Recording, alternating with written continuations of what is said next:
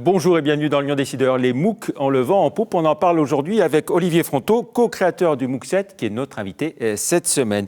À retenir aussi la forte baisse du chômage en mars dans la région, Cegid qui va passer sous pavillon étranger et les chiffres du nouvel observatoire du numérique, le département et la métropole de Lyon qui en finissent avec les emprunts toxiques, Vinci qui décroche la concession de l'A45 et puis le chiffre du jour, 101 millions d'euros pour le plan de formation Hollande. Une hirondelle ne fait pas le printemps, mais la région Auvergne-Rhône-Alpes enregistre un beau repli du chômage de 1,5% au mois de mars. Baisse aussi dans le Rhône, moins 1%, et dans la métropole, moins 0,9%. Une baisse qui se vérifie sur l'ensemble du premier trimestre. En tendance annuelle, toutefois, le chômage reste orienté à la hausse ces 12 derniers mois, plus 1,3% en Auvergne-Rhône-Alpes, plus 1,4% dans le département du Rhône et plus 1,5% dans la métropole de Lyon. SS2I Cegid s'apprête à passer sous pavillon étranger. Ses deux premiers actionnaires, Groupama et Jean-Michel Aulas, ont décidé de vendre à des fonds d'investissement. Précision avec Gauthier Berthélémy. C'est l'information économique de la semaine. Le groupe Cegid, bientôt sous pavillon étranger. Dans un communiqué, la société lyonnaise, leader de l'édition de logiciels en France, a annoncé que son fondateur Jean-Michel Aulas cédait l'intégralité de ses participations à un consortium de fonds d'investissement anglo-américains. Présent ce matin au Grand Stade pour le lancement du forum Job et Cité, le président de l'Olympique lyonnais s'en est expliqué. On s'engage dans une nouvelle aventure pour quelques années. Eh bien, on peut faire d'un leader national Cegid un leader mondial. Et c'est l'ambition que nous avons. C'est la raison pour laquelle j'ai accepté la proposition de Silver Lake et d'Alta One. Et c'est la raison aussi pour laquelle j'ai accepté avec Patrick Bertrand de rester et président et directeur général. Je vais réinvestir une partie des sommes obtenues dans la nouvelle configuration géographique de Cegid aux côtés de Silver Lake et d'Alta One. Le groupe Cegid, dont le chiffre d'affaires a atteint 282 millions d'euros en 2015, emploie aujourd'hui 2000 personnes à travers le monde.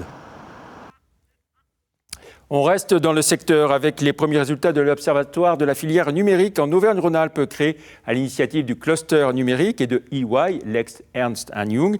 Avec une confirmation, il s'agit bien de la deuxième région française en termes de nombre d'emplois dans le secteur numérique, 60 000 au total, un chiffre en progression de quelques 9% en 5 ans. À retenir aussi que 45% des entreprises déclarent avoir des postes non pourvus et pour 61% des entreprises, cette pénurie de talents constitue le principal frein à leur développement. Cette fois, c'est fait. Le département du Rhône et la métropole de Lyon en ont fini avec les emprunts toxiques qui leur en aura coûté quelques 200 millions et même plus de 200 millions d'euros pour en sortir. Explication avec Bertrand Frachon. Gérard Collomb et Christophe Guillotot côte à côte ce matin pour annoncer la fin des emprunts toxiques. La métropole l'emportait financièrement 140 millions d'euros, le département 76,4 millions. Des contrats établis à l'époque selon la parité euro-franc suisse et qui ont vu leur taux s'envoler début 2015 quand la Banque nationale helvétique a déplafonné la parité de sa monnaie. Tous les matins, on regardait pas le journal, mais le taux suisse, le taux du franc suisse, pour savoir combien on avait perdu. Donc voilà, on en est sorti, on a négocié, on a réemprunté en fait de l'argent à un taux normal de 3%. Et maintenant, on va pouvoir fonctionner normalement sans cette espèce d'épée de Damoclès qui nous a coûté une fortune. Ça a été fait avant. Maintenant, on est dans le présent avec une vision nouvelle. Nous avions des taux sur les emprunts toxiques qui devenaient maintenant totalement exorbitants, plus de 20% pour l'un des emprunts toxiques. Et donc, nous avons choisi de négocier avec la banque qui a repris les actifs de Dexia. Ce que cela va coûter aux Lyonnais pour la métropole de Lyon, c'est 127 millions d'euros. Mais désormais, il n'y a plus aucun emprunt toxique, ni à la métropole, ni au conseil du département. La future A45, vieux serpent de mer, connaît désormais son concessionnaire. Vinci, coût estimé plus de 1,2 milliard d'euros pour un lancement espéré en 2022, si ça ne change pas d'ici là. Et puis le chiffre du jour, 101 millions d'euros, c'est ce que l'État apporte à l'Auvergne-Rhône-Alpes dans le cadre de son plan de formation pour les chômeurs. 101 millions d'euros pour financer quelques 90 000 formations sur lesquelles, de son côté, la région Auvergne-Rhône-Alpes n'apportera pas un seul euro. Laurent Wauquiez, son président, l'a dit et répété, préférant choisir d'accompagner des métiers en tension. Et on retrouve à présent notre invité, Olivier Fronteau. Bonjour. Bonjour. Vous dirigez le cabinet Tout Perform, spécialisé en formation, conseil, management. Et puis vous êtes aussi le co-créateur du MOOC 7. C'est à ce titre qu'on vous accueille aujourd'hui. Pour commencer, tout simplement, qu'est-ce qu'un MOOC ? C'est très simple, un MOOC c'est l'acronyme de Massive Online Open Course, donc c'est un petit peu à l'envers en anglais. Ce sont des cours ouverts, gratuits et distribués massivement auprès de tout le monde, tout un chacun s'inscrit. Voilà, on peut dire qu'il y a un vrai engouement pour les MOOC de plus en plus ces derniers temps. Il y a un vrai engouement, c'est une nouvelle méthode pédagogique qui permet à toute heure, à tout moment, à tout endroit, d'avoir accès au savoir. Voilà, et on le rappelle, c'est gratuit. Complètement gratuit. Alors le vôtre, MOOC 7, pourquoi 7, ce chiffre 7? Alors je rappelle quand même que ce n'est pas le mien uniquement. Oui, vous êtes co-créateur. Tout à fait, avec Laetitia Fils-Sainte-Marie, qui a son entreprise, qui s'appelle Let's Mind, et qui est ingénieur pédagogique. Voilà, alors, donc chacun, tous les deux, vous avez associé vos talents pour créer ce MOOC 7. Donc je disais 7, pourquoi 7? 7, c'est un nombre un peu fétiche, on a essayé déjà de s'enticher d'un chiffre qui pourrait nous porter bonheur. Et puis après aussi, parce que la suite, c'est 7 semaines pour trouver le job de mes rêves. C'est à peu près le temps qu'on va y passer pour acquérir et utiliser les outils qu'on propose. Vous êtes focalisé sur tout ce qui est recherche d'emploi? Oui, TRE, technique de recherche d'emploi. Technique de recherche d'emploi, voilà. Alors, vous en êtes déjà à la 2e saison. On va revenir un peu sur le passé. La première saison, elle était donc toujours sur cette thématique, bien sûr. Oui, la première saison donc, a duré 3 mois. Elle a duré donc de octobre à décembre 2015. Et durant cette saison, 12 089 MOOCers se sont inscrits. Donc les gens qui participent à un MOOC, ce sont des MOOCers. On essaie d'avoir un verbe correspondant, donc on va le décoder tout de suite. Et donc à l'issue de ce passage, environ 5% des MOOCers ont trouvé un emploi grâce à MOOC 7. Voilà, donc un peu plus de 12 000, donc on va dire 600 ont trouvé du travail grâce au MOOC 7. Alors, donc combien de vidéos, combien de capsules au total vous leur proposiez dans le cadre de cette première saison? Dans le cadre de la première saison, nous avons proposé 112 capsules, donc des vidéos, qui sont animées par 29 speakers, donc des animateurs qui ont divers spécialités. Par exemple, nous avons Monsieur Lacassagne qui est chanteur à l'Opéra de Lyon et qui va nous faire une prestation sur le pitch, la présentation en 3 minutes, les fameuses 3 minutes qu'il ne faut pas rater. Décisive. Tout à fait. Nous avons des personnes qui sont dans le rêve, dans différents intervenants sous différents... Voilà, vous avez aussi Bruno Bonnel. Tout à fait. Nous avons Bruno Bonnel qui intervient dans des présentations de l'entrepreneuriat. Il est assez bien placé sur le sujet. Donc on le remercie au passage aussi. Alors quand il y a 112 capsules, comment est-ce qu'on fait pour les consommer? Est-ce qu'il y a une logique? Bien sûr, elles sont numérotées, j'imagine, mais comment ça se passe? Alors il y a 3 cheminements possibles. Il y a le premier cheminement, c'est le premier job. Le deuxième, c'est l'apprentissage et l'alternance. Et le troisième cheminement, c'est mon repositionnement professionnel. Voilà. Alors, donc la première saison, c'est terminé. La deuxième saison, elle est en cours en ce moment. Oui. Qu'est-ce qu'elle a de différent par rapport à la première? La deuxième, c'est l'addition de la première, plus les métiers en tension. Plus un gros focus là-dessus, donc on parlait justement du numérique à l'instant.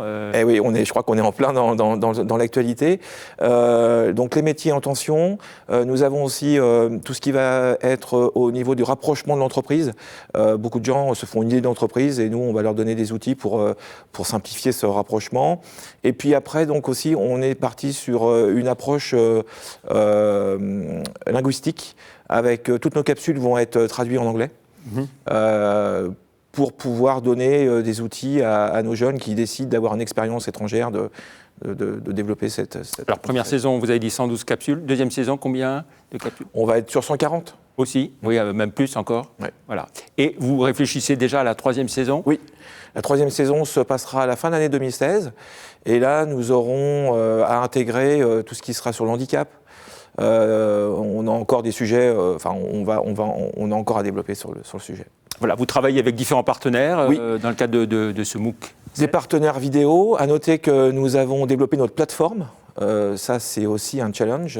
Et à la première journée, on avait plusieurs enjeux. Déjà, il fallait que le MOOC plaise. Et puis en plus, il fallait que ça fonctionne.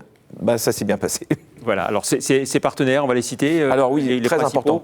important. Flair déjà, donc Studio Flair pour la vidéo. On les remercie beaucoup pour leur patience.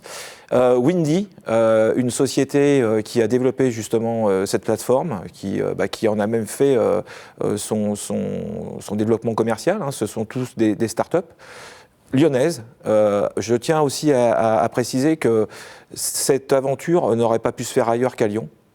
C'est pas du tout pour être chauvin, mais simplement à Paris ça aurait été trop compliqué, en province, en province on est en province, mais dans des provinces plus petites ça aurait été plus dur. Donc là on avait la taille. Voilà. Et puis aussi partenaire important le CNAM. Oui.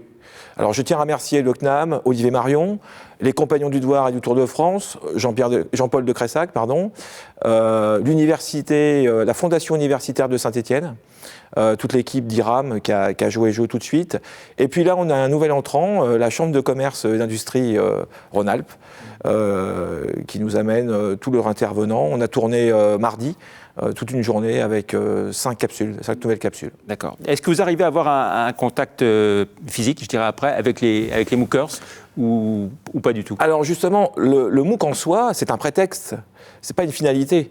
Le MOOC en soi, c'est un prétexte pour mettre des meet-up. Alors meet-up, c'est simplement des points de rencontre. Oui, en français dans le texte. Voilà, en français dans le texte, s'il vous plaît. Ce sont des points de rencontre qui permettent justement de faire des animations, notamment à IRAM. On va faire IRAM, donc c'est l'école à Saint-Étienne. On va mettre en place des animations auprès des gens qui ont participé à ce MOOC.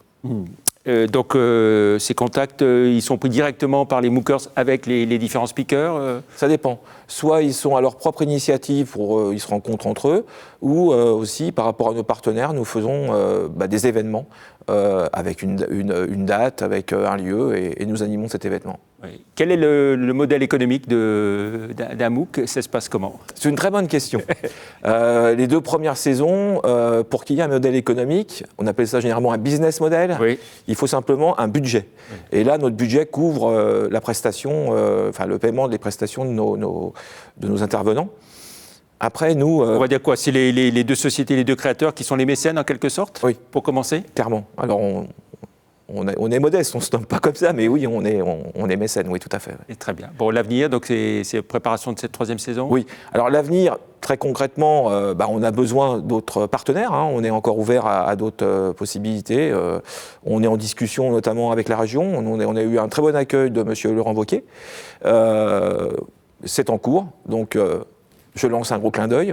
Et puis après, donc, on a des contacts pour d'autres produits qu'on appellera des SPOC. Ce sont des MOOC à usage d'entreprises qui veulent s'approprier leur propre MOOC. Très bien. Eh bien, écoutez, merci beaucoup, Monsieur Fronto, d'être venu dans Lyon Décideur. Bonne chance pour la suite de MOOC 7. La semaine prochaine, nous accueillerons Maître Brett. On parlera plus spécialement de médiation dans l'entreprise. Merci, au revoir.